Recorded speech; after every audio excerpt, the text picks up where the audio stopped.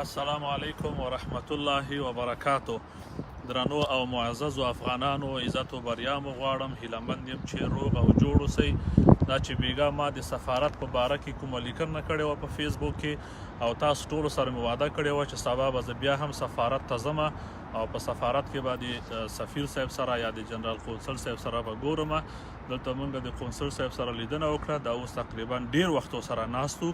دا د افغانستان سفارت ده. تاسو ګورئ په پاریس کې د افغانستان سفارت او کوم د تابلو عکسونه چې موږ تاسو ته پیغا پوسټ کړي وو، نور عکسونه مې هم ونیول. نن چې دننه داخل ته لاړم نو قونسل صاحب سره مې خبرې وکړلې او د خپل حق غوښتنه مې وکړله. ملګرو که چېرته په نړۍ کې داسې یو قونسلګري د افغانستان یا سفارت وي چې هلته مکمله پښتو وي، تر څنګ یې دري نه وي، موږ به په هغو هم غږ وکړو چې دا انډول جوړ کړي، دا اعتدال برابر کړي یا دا انډول جوړ کړي. نو د دې دپاره منګه اعتدال غواړو، منګه خپل حق غواړو، منګه خپل حقوق غواړو، منګه تعصب نه کوو. پښتو زمونږ ژبه ده، منګه دري ته احترام لرو. دا د دري ژبې هغه ده، دا فورم ده. زه دري ته احترام لرم. زه دا دري را اخلم، زه دا دري را اخلم. ته کامره لږ لرې که چې راشي زما مخ ته. دا زه دا دري را اخلم و ما میگم که برادرای عزیز، لسان دری لسان کشور عزیزم افغانستان است. ما به او افتخار میکنم. ما لسان دری را میبوسم، احترام میکنم.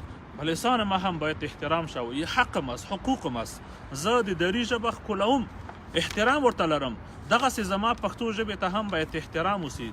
د دې دپاره موږ دلته راغلو، نورو سفارتونو نورو قونسلګریو ته به هم ځو او په جرأت سره موږ خپل حق د قونسل نه غوښتی شو، د سفیر نه غوښتی شو. دلته موږ دننه کېناستو، ناسته م درلودله. موږ دا خپل ټول ستونزې او مشکلات وویلې.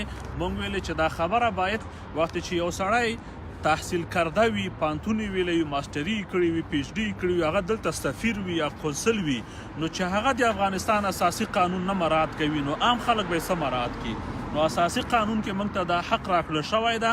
موږ د دې حق دپاره شخصا زه خپل ډېر په جرأت سره د دې دپاره غږ پورته کوم. د دې دپاره د حق د غوښتلو دپاره که زندان وي زندان ته تیار یو، که توهین وي توهین ته تیار یو، که څوک په موږ ټاپه لګوي ټاپې ته تیار یو. ځینې ډېر بې غیرته، یو ځل بیا هم تکرار، ځینې ډېر بې غیرته پښتانه هم شته ده چې کله موږ د خپل ژبې د حق غوښتلو غږ پورته کوو، موږ ته وایي تاسو تعصب کوئ. نه، موږ وایي قانون ته احترام وکړئ. د افغانستان په اساسي قانون کې راغلی دي چې دواړه ژبې رسمي ژبې دي. موږ دواړو ژبو ته باید احترام وکړو.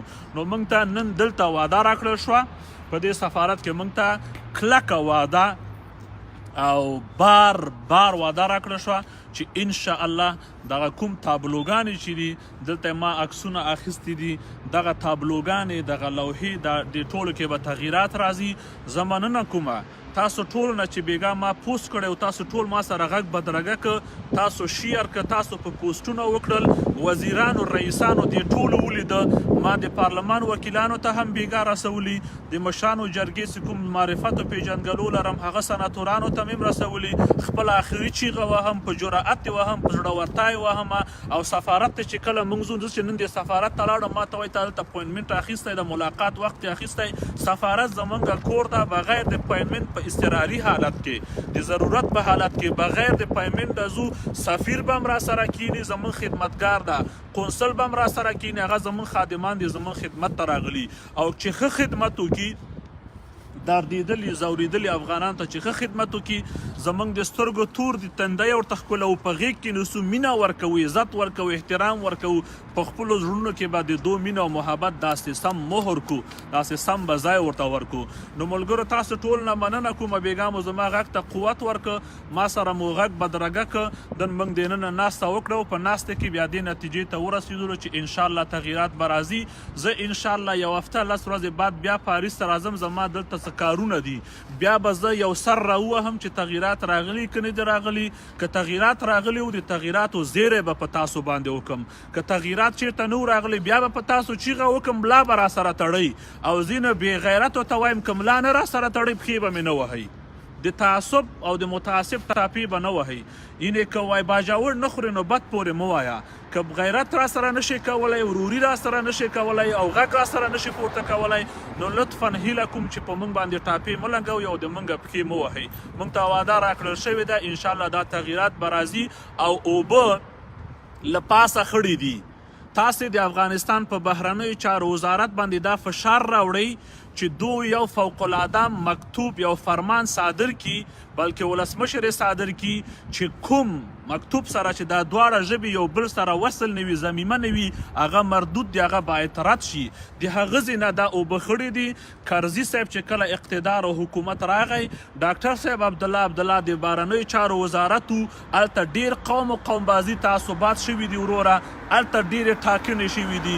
بیا ورپسې چې کله ډاکټر زلمی رسول و، هغه هم بې پروایي کړې ده. زرار احمد مقبل چې د بهرنیو چارو وزیر و، هغه هم بې پروایي کړې ده. نن چې صلاح الدین رباني ده، هغه هم یو سمن بکمن ناس ده، هغه هم پکې بې پروایي کوي. موږ نه د پښتو په مقابل کې او نه د دري په مقابل کې دا تبعیض او کینه نشو زغملی. په هر ځای کې د دواړو ژبو ته احترام وشي او غږ که چېرته تاسو بدرګه کوئ او پورته کوئ او را سره پورته م کړی یم دا ډېره مننه او دا مو د خپل ژبې په خاطر کړی، شخصا زما دپاره نه ده کړی. زما په دې کې نور هیڅ شخصي غرض نشته، صرف وروره افغان یم، په افغانستان کې پښتون یم، په خپل هیواد هم مین یم، په خپل افغانیت هم مین یم، په خپل پښتو په خپل هغه باندې مین یم او نورو ژبو ته په دواړو سترګو په احترام دغسې درېږم، احترام ورته کومه. نو د هغه ځای نه اوبه خړې دي، د هغه ځای نه باید تغییرات راشي. بیا هم غږ کوم لطفا لطفا لطفا په بهرنیو چارو وزارت باندې فشار راوړئ چې دغه کومې ستونزې دي دا حل کړي، او که د نړۍ په هر کونج کې یاستئ په سفارتونو کې ستونزو ته د هر افغان ورشي، یوازې دې ورشي. زه دلته نن یوازې راغلی یم، ما خپل ملګري دوستانو انډیوالانو ته نه دي ویلي چې راشئ، ما دلته تشدد پیدا نه شي، مشکل او ستونزه غټه نه سي. زه غواړم چې خپله دا مشکل په نرمښت باندې هغه کومه حل کومه.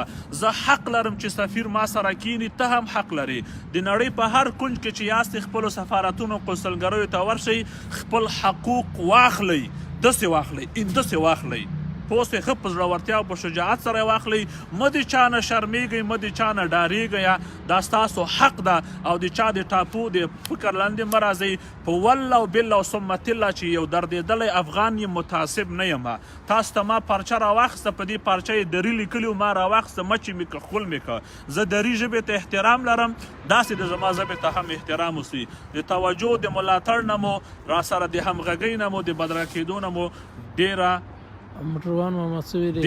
مننه. په الله مو سپارم، عزتمن او سربلند اوسئ. خدای په امان. سلام علیکم.